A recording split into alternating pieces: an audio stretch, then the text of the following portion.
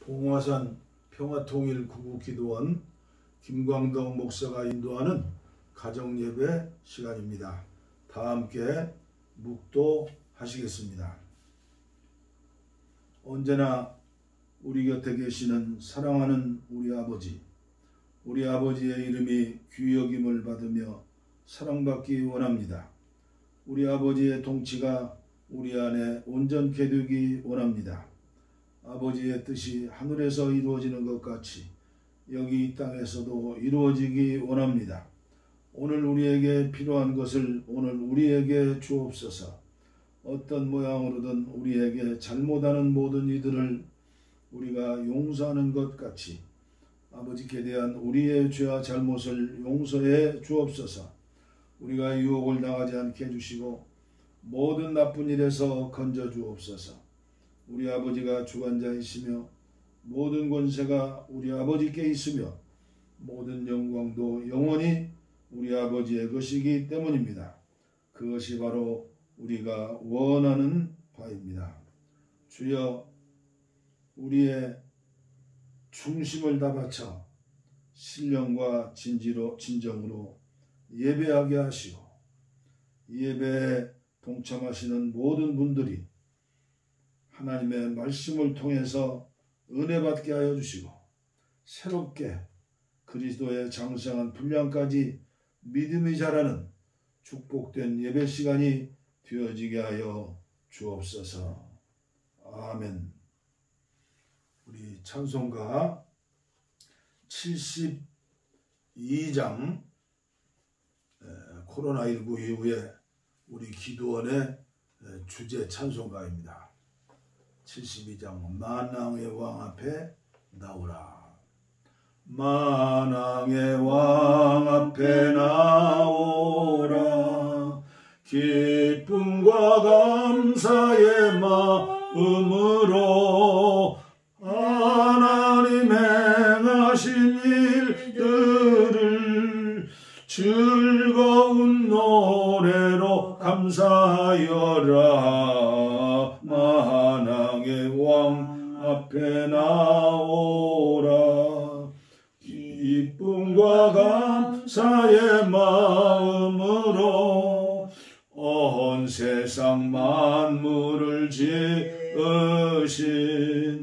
위대한 하나님 아버지는 저 깊은 바다와 높은 산 온 우주 만물을 다스리시네. 만왕의 왕 앞에 나오라. 기쁨과 감사의 마음으로 드넓은 육지와 큰 바다 하나님 손으로 지으셨네. 사랑과 인자가 넘치니 우리는 그 품에 어린 양이라. 만왕의 왕 앞에 나오라. 기쁨과 감사의 마음으로 하나님 앞으로 다 나와 무릎을 꿇고서 경배하자. 주 말씀 듣고서 따르면 평안과 즐거움 넘치리로다. 만왕의 왕 앞에 나오라. 기쁨과 감사의 마음으로 성부와 성자와 성령께 찬송과 영광을 돌립니다. 만물을 지으신 창조주 영원히 영광을 받으옵소서. 만왕의 왕 앞에 나오라.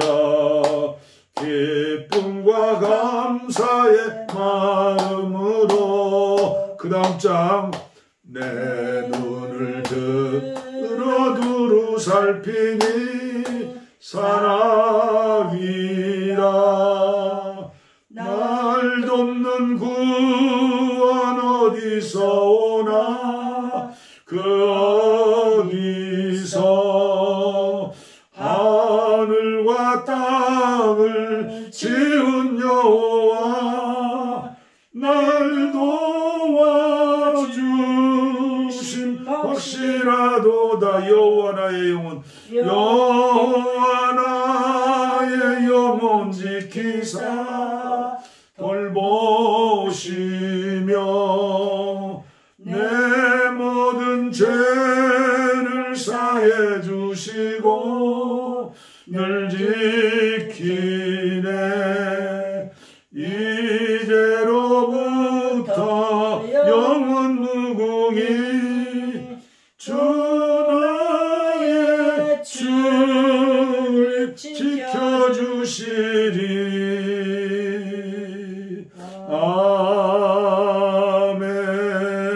아멘.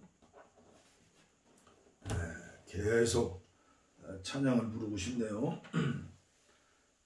오늘 예배 시간에 주시는 하나님 말씀은 계속해서 십계명에 대한 5번째 말씀이 되겠죠. 출애굽기 20장 3절 말씀. 너는 나 외에는 다른 신들을 네게 있게 말지니라. 너는 나 외에는 다른 신들을 내게 있게 말지니라. 그렇습니다. 성경에서 예수님의 모형이라고 믿는 요셉과 다윗이 있습니다. 저와 여러분들의 신앙이 저 이제 낮은 동네 이제 어린아이 신앙인들을 본받으면 신앙에 발전이 없죠. 늘 우리 예수님을 표대로 삼아서 날마다 시간마다 달려가야죠. 성경에 나오는 예수님 닮아서 살았던 구약의 인물 중에 요셉과 다윗의 신앙을 점검해 보면서 우리가 뒤를 따라가기를 원하는 것이죠. 첫째, 요셉의 신앙입니다. 창세기 45장 8절 말씀입니다. 그를 팔았던 형들에게 하는 신앙 고백입니다. 그런즉 나를 이리로 보낸 자는 당신들이 아니요 하나님이시라. 하나님이 나로 바로의 아비로 삼으시고 애굽 온 땅에 치리자로 삼으셨나이다. 당신들은 속히 아버지께로 올라가서 고하기를 아버지의 아들 요셉의 말에 하나님이 나를 애굽 전국의 주로 세우셨으니 내게로 지체치 말고 내려오사 아버지의 아들들과 아버지의 손자들과 아버지의 양과 소와 모든 소유가 고센 땅에 있어서 나와 가깝게 하소서. 입만 열면 하나님입니다. 하나님이 하셨다. 하나님이 인도하셨다. 하나님이 복을 주셨다. 하나님의 주권을 인정하는 것이죠. 그렇습니다. 요셉은 형들이 팔아 애굽의 노예로 살았던 13년 동안 그는 생활 속에서 거룩한 선교사의 삶을 살았던 것입니다. 예배드릴 예배당도 없고 말씀을 전해주고 섬겨주는 목자도 없었습니다. 오직 하나님과 1대1의 신앙 생활이었습니다. 그러나 요셉은 애굽의 수많은 신들을 섬겨야 하는데도 그는 섬기지 않았습니다. 오직 어린 시절 꾸었던 꿈을 하나님이 주시는 꿈으로 믿고 희망하면서 하나님 이외에 어떤 신이나 사람을 의지하지 않았습니다. 이것이 믿음 아닙니까? 환경은 힘들고 어려웠지만 하나님을 100% 신뢰한 겁니다. 하나님의 사랑을 믿고 하나님이 함께 하실 줄 믿고 보호하고 인도하실 줄 믿고 하나님을 사랑한 겁니다. 저의 생각입니다. 아마도 요셉은 24시간 300년 동안 하나님과 동행했던 에녹의 신앙을 본받아 살았을 것이라고 저는 믿습니다. 믿음의 사람은 고난당할 때 신앙생활에 꽃이 피고 별이 빛나는 것처럼 어둠 속에 별빛이 빛나는 것처럼 달빛이 빛나는 것처럼 그의 신앙은 빛나게 되는 것입니다. 십계명의 말씀과 613조의 율법이 없는 시대였지만 믿음으로 하나님을 보여주는 산상보훈의 탈복의 사람으로서 쓰임받은 것이죠. 십계명의 첫 계명은 사명선언이면서도 일상생활에서 순종하며 살아야 하는 하나님의 사랑의 명령입니다.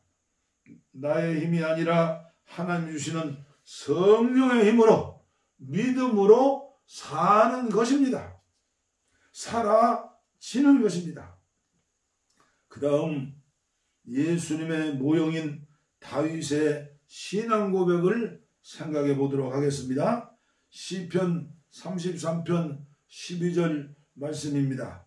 여호와로 자기 하나님을 삼은 나라 곧 하나님의 기업으로 빼신 받은 백성은 복이 있도다. 시편 144편 15절 말씀입니다. 이러한 백성은 복이 있나니 여호와를 자기 하나님으로 삼는 백성은 복이 있도다. 그렇습니다. 다윗의 믿음은 내 가정, 내 교회, 나의 신앙을 벗어났습니다. 나라와 민족의 영혼의 구원을 바라보면서 사명을 가지고 기도하며 살았던 위대한 인물이 아닙니까? 그렇습니다. 하나님께서는 시골 아버지 이새의 목장에서 일하는 파령제 중에 제일 막내, 원어에 보면 못난이라고 나와 있어요. 문열이.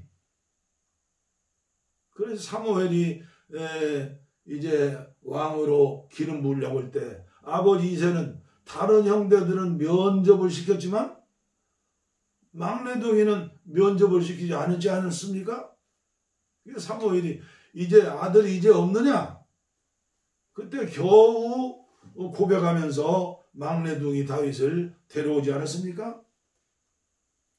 아버지의 눈에는 왕으로 안 보였어도 하나님의 눈에는, 사무엘의 눈에는 이 왕애들 제목이 믿음이 보인 거죠.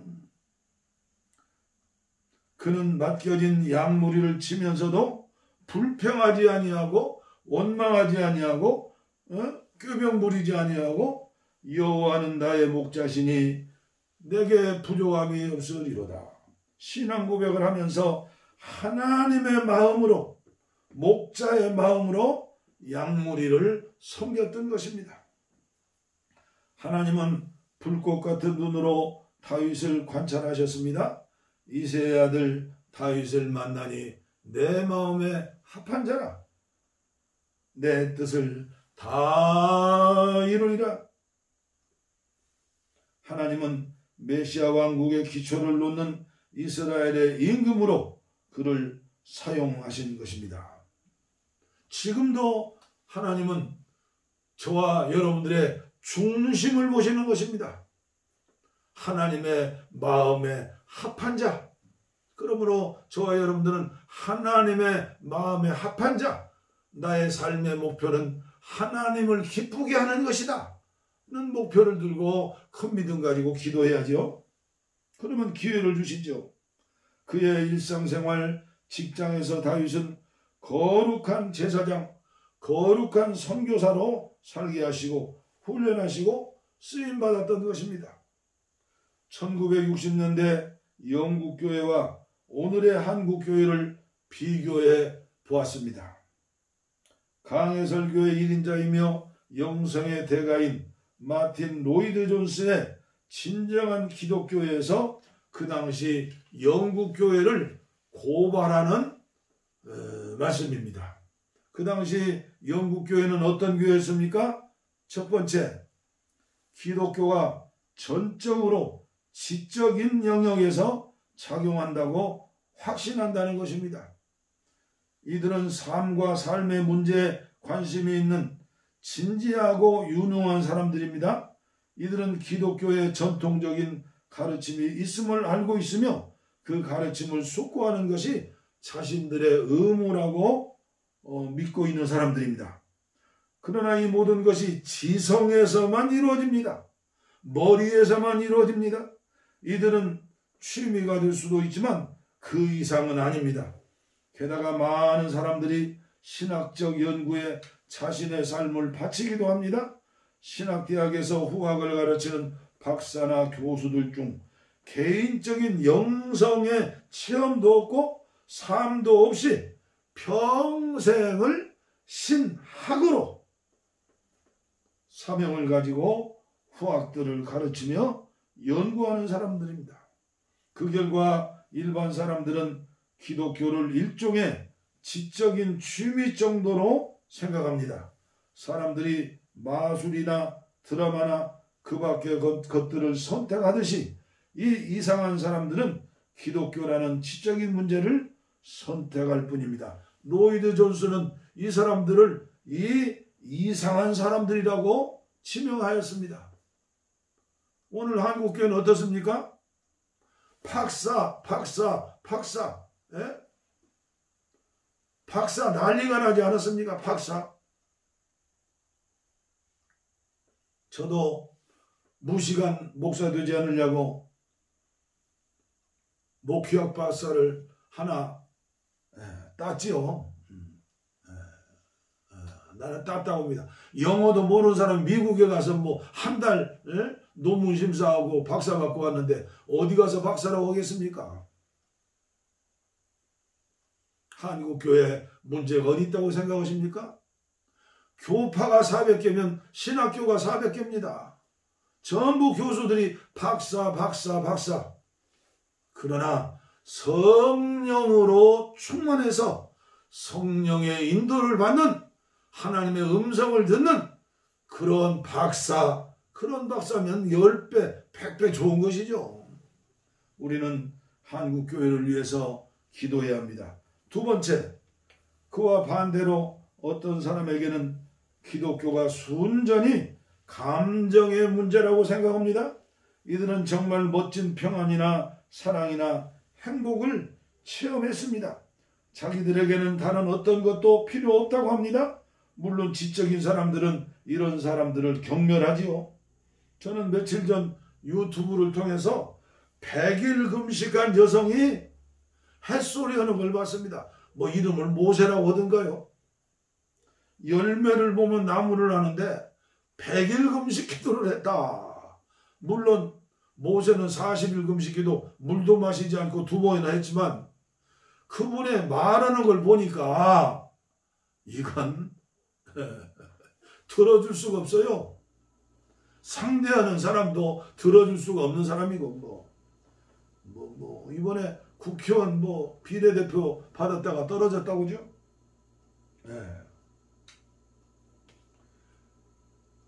말씀도 잘 모르고 그리고 깊은 학문적인 배경도 없고 오직 방언, 오직 예언기도. 제가 잘 아는 이제 그런 분들 때문에 기도원이 지금 벼락을 맞고 소리를 맞았죠. 서울의 지하실에서 기도원을 세우고 이름이 전부 구국 기도 그러죠. 저녁 12시면 예배를 시작하는 거예요. 얼마나 헌신된 기도원 원장입니까? 저녁 12시 잠도 안 자고 날마다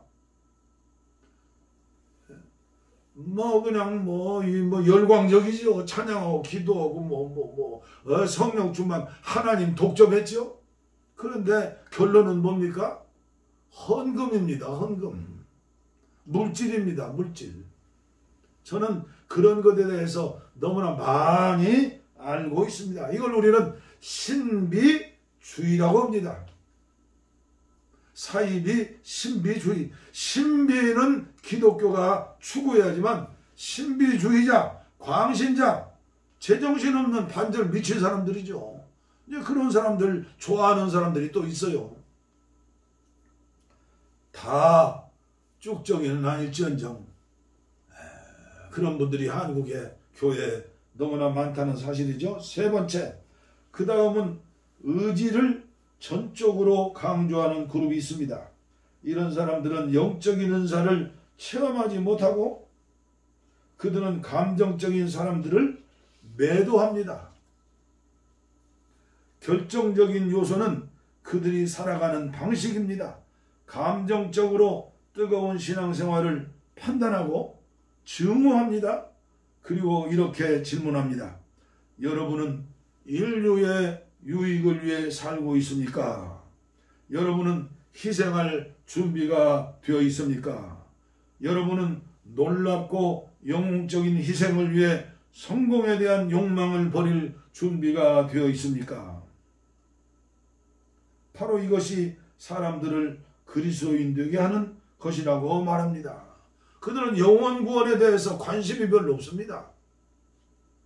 철야하고 금식하고 성령 충만 성령을 통하여 지혜의 은사, 지혜의 말씀, 지식의 말씀, 영분별의 은사, 능력을 행하는 것, 믿음의 능력, 그리고 병 고치는 것, 예언하는 것, 방언하는 것, 통변하는 것 전부 무시합니다. 그런 역사는 2000년 전 초대교회에 있었고 그때 끝나버렸다. 마실 것 다 마시고 먹을 것 다 먹고 갈 곳 다 가고 이런 사람들 많이 있습니다. 네 번째 오해입니다. 그리스도인으로 자라나는 많은 사람들이 일반적으로 취하는 것입니다. 그리스도인이라는 것은 여러분이 해야 하는 의무라는 것입니다. 기독교는 부정적인 것, 금지하며 제한하는 것, 여러분이 두려워서 하지 않는 것, 어떤 것처럼 보입니다. 기독교인은 의무감의 특징입니다. 종교의식은 여러분이 참석해야 하는 엄숙한 의무이며 예배는 짧고 빨리 끝날수록 좋다고 합니다. 이런 기독교에는 그 어디에도 행복이 없습니다. 기쁨은커녕 오히려 그 반대입니다. 여러분은 자신이 무엇을 하는지 전혀 알지 못합니다. 영국 국민 가운데 겨우 10%만이 자신이 그리스도인이라 말한다고 하지만 저로서는 그 가운데 진짜 그리스도인이 과연 몇 프로나 될까요? 로이드 존스 목사님이 1960년대 설교했던 그 내용이니까 지금 한국교회 어떻습니까? 1960년대, 1970년대, 1980년대 얼마나 왕성하고 부흥하는 우리 교회였습니까?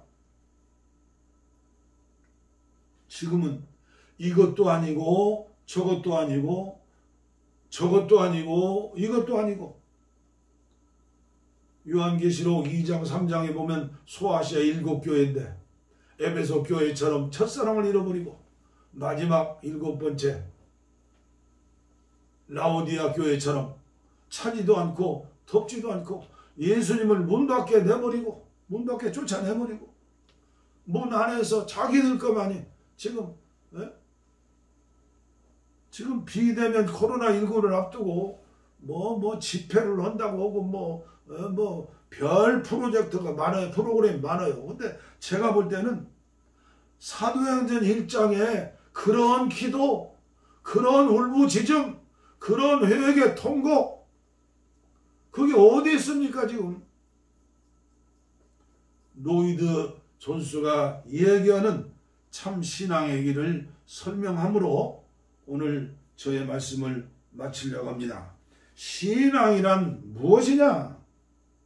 말씀과 성령으로 진리를 깨닫고, 그리고 진리는 예수님이죠. 그분께 100% 위탁하고 신뢰하고 자기 자신을 완전히 포기하고 십자가 밑에 쭉 엎드려 낮아지는 것, 이게 신앙이라는 겁니다.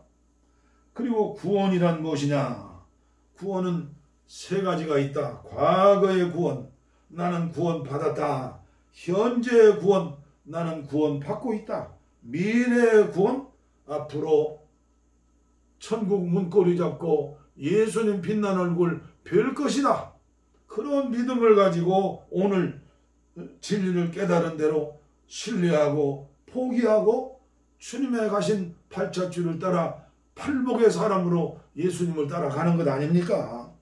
그러면 로이드 존스는 교회란 뭐냐? 주님이 중심, 그러니까 우리의 영이죠. 영.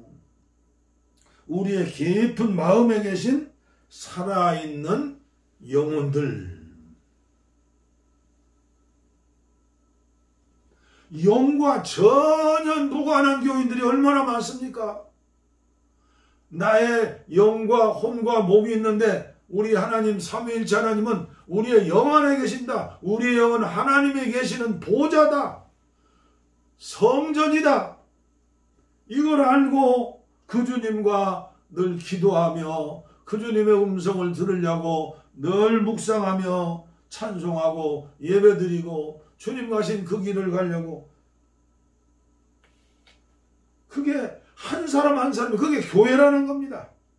주님이 중심에 계신 살아있는 영혼들. 그리고 가장 큰 죄는 무엇이냐? 예수 그리스도가 필요하다는 것을 깨닫지 못한 사람이다.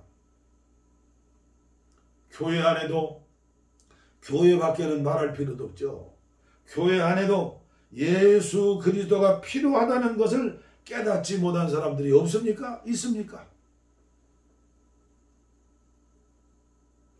그리고 결론을 이렇게 맺습니다. 자신의 필요를 깨닫고 그분께 부르짖는 자에겐 누구든지 희망이 있다. 오직 성령의 역사밖에 없다. 만약에 성령이 없는 기독교라면, 성령이 없는 크리스찬이라면 마약과 아편일 수 있다. 기도하겠습니다.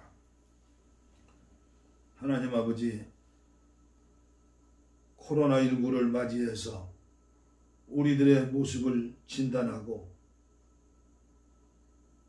회개하며 새롭게 출발할 수 있는 기회를 주신 아버지 감사합니다.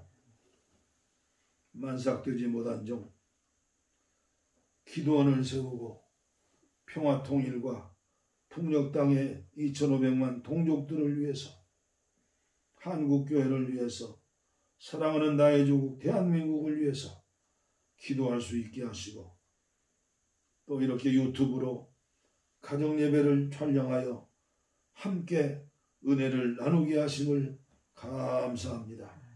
한 사람도 낙오되거나 시험 들지 않게 해주시고 진실된 겸손한 마음으로 나의 신앙의 형편과 그리고 수준을 점검하면서 새롭게 성령의 사람으로 출발할 수 있도록 은혜를 주시옵소서.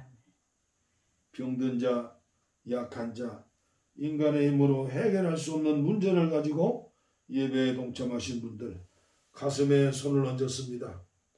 머리에 손을 얹었습니다. 은혜를 베풀어 주시옵소서. 치료해 주시옵소서. 성령의 사람이 되게 하여 주시옵소서. 사모하는 사람이 되게 하여 주시옵소서. 겸손한 사람이 되게 하여 주시옵소서. 성령 아니면, 주님 아니면, 우리 주님 아니면 살 수 없다고, 우리 주님만을 바라보고 우리 주님만을 의지하고 우리 주님을 믿으면서 전할 수 있는 우리 모두가 되게 하여 주옵소서. 복을 빕니다. 이제는 우리 주 예수 그리스도의 은혜와 하나님 아버지의 무한하신 사랑과 성령의 감동, 감화, 교통, 충만하심이 이제로부터 영원토록 우리 위에 함께 하시기를 간절히 축원하옵나이다. 아멘. 아멘. 우리의 소원은 동이, 꿈에도 소원은 동이, 이 정성 다해서 동의를 주소서. 이 겨울에 살리는 동의, 이 나라 살리는 동의, 동의를 주시옵소서.